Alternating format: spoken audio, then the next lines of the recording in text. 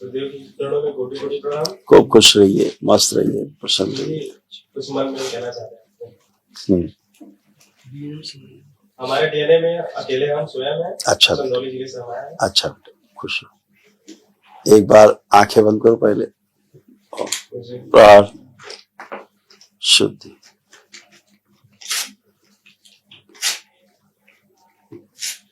तोड़ दिए सारे गण प्रहार प्रकट अब ले जाके प्रकट।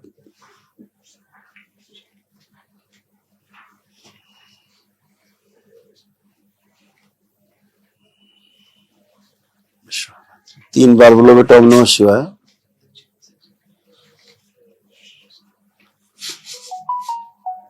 आंख खोल के अपना बंधन खींचो 3 बार। आप कोई कष्ट तो नहीं शेष है आपको, शारीरिक कोई मानसिक? में कष्ट थोड़ा सा हमारे जुकाम सर्दी खांसी आ रहे थे जब दरबार में, इसी टाइम बहुत ज्यादा परेशान थे। जुकाम थोड़ा है, खांसी है अभी, इसके बाद फिर याददाश्त की थोड़ा प्रॉब्लम है हमें। और जुकाम नाखून खांसी मेरा तो जो है होना चाहिए, नहीं होगा तो मर जाएगा आदमी जल्दी। ये एक्यूट डिजीज है, खांसी है, जुकाम है, बुखार है ना। जी। ये अगर नहीं होगा तो फिर तो आदमी मर जाएगा। ये एक्यूट डिजीज आते हैं, नहीं तो इसको बोलते हैं। और ये और शरीर के जो गंदगी होती है उसको बाहर निकालने में मदद करते हैं, है ना। जी गुरु जी। हाँ। अब मेरे नाखून, वो पैर के नाखून जो अंगूठा है उसमें बहुत समस्या है, और वो मतलब मांस बढ़ रहा है, नाखून छोटा होके अंदर धंस रहा है।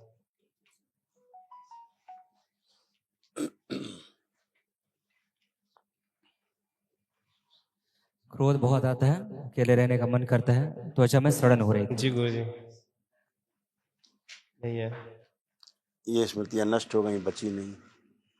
ठीक है।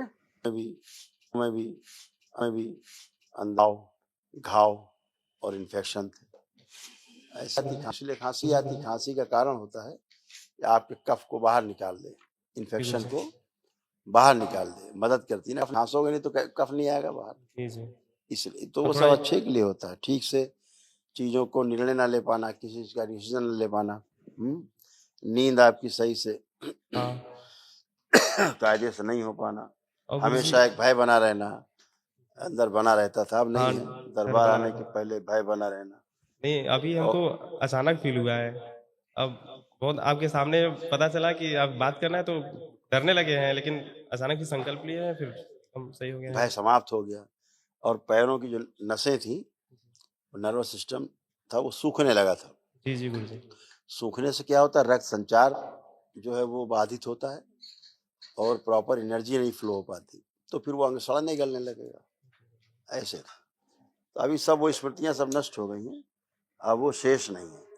फटन होती थी मांसपेशियों में, यानी दबाने से भी न जाए, हाँ जी, पैरों को दबाया भी जाए तो भी न जाए, होता था ऐसा। अब वो जी गुरु नष्ट जी। हो गया, कुछ भी नहीं है।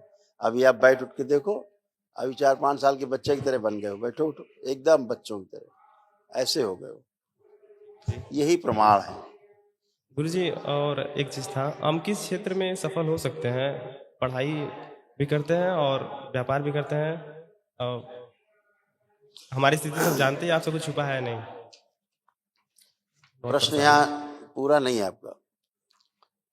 गुरु जी। हम पहली बात तो ये क्लियर होती है जब अपने आगे की सफलता मानते किस चीज को आप है।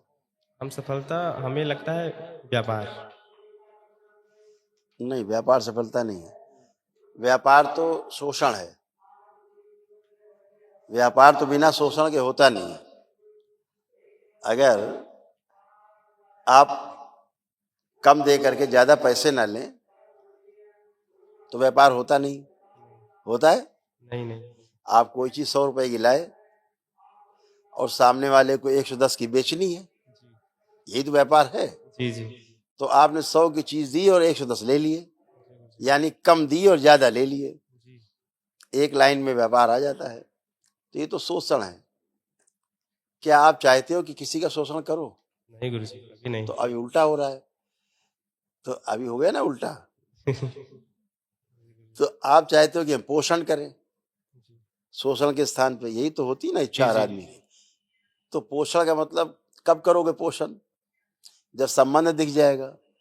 अगर वही वस्तु 100 की जो लाए 110 की बेच रहे हो, अभी आपको कोई बहुत प्रिय मित्र आ जाएगा, आप 100 की 100 कहोगे यार ले जाओ कोई। अब संबंध दिख गया, तो जहां शोषण दिखता है वहां शोषण अपने आप समाप्त हो जाता है। जहां संबंध नहीं दिखता वहां व्यापार होता है। तो पहले तो ये तय हो कि हम सफलता मानते किसको हैं। सफलता किस चीज को मानते हैं? रुपए पैसे को सफलता मानते हैं कि संबंधों की प्रधानता हो जाए हमारे जीवन में, हम उसको मानते हैं सफलता। या भौतिक वस्तुएं बहुत इकट्ठी हो जाए हमारे पास, उसको मानते हैं सफलता। धन दौलत भौतिक चीजें सब कुछ भर जाए, उसको सफलता मानते हैं। या हम संबंध हमारे खूब बहुत अच्छे हो जाएं, चारों तरफ संबंध हो गए पोषण से, एक दूसरे से प्रेम भरे संबंध। या हम ज्ञानी हो जाएं, समझदार हो जाएं अपने आप में, ध्यान साधना करके और अच्छे सत्संग करके। लोगों की तीन सेवा रास्ते हैं, 3 रास्ते हैं पुष्ट होने के, कि हम समझदारी हमें हो, हमारे अंदर समझदारी है, संबंध हमारे अच्छे सबसे हों और भौतिक चीजें भी हमारे पास हों। ये सब चीजें संतुलन में हों। ये नहीं कि एक ही चाहिए। नहीं। अगर एक ही चाहिए इन तीनों में से तो असंतुलन है। हर चीज का सदुपयोग करना है। दुरुपयोग जब हम करने जाते हैं तो क्षति होती, क्षय होता है। तो लोग कहते हैं, कुछ लोग कहते हैं हमने त्याग दिया है चीज, कुछ लोग कहते हैं नहीं हम तो यही करेंगे, मानेंगे ही नहीं। जो बीच में रहता है ना वो त्याग करता है ना भोग करता है, सदुपयोग करता है, जो आवश्यकता उतनी लेता है, खाता, आगे बढ़ता है, अपना प्रयोग करता, आगे बढ़ता है। तो संतुलन में रहना ही स्वास्थ्य है। वह स्वास्थ्य चाहे शारीरिक हो, चाहे वो मानसिक स्वास्थ्य हो, चाहे आध्यात्मिक स्वास्थ्य हो। तो सफलता किसको मानते हैं आप? संतुलन में रहना। संतुलन में रहना गुरुजी मानते हैं। तो दरबार से जुड़ी गए हो, संतुलन होगा ही है। जी गुरुजी। सब काम करना है, प्रेम से करना है, ठीक है? जी गुरुजी। जरूर सफल होगे, पूरा सफल हो। खुश रहो, कुशल रहो, मस्त धन्यवाद गुरुजी। खुश रहो।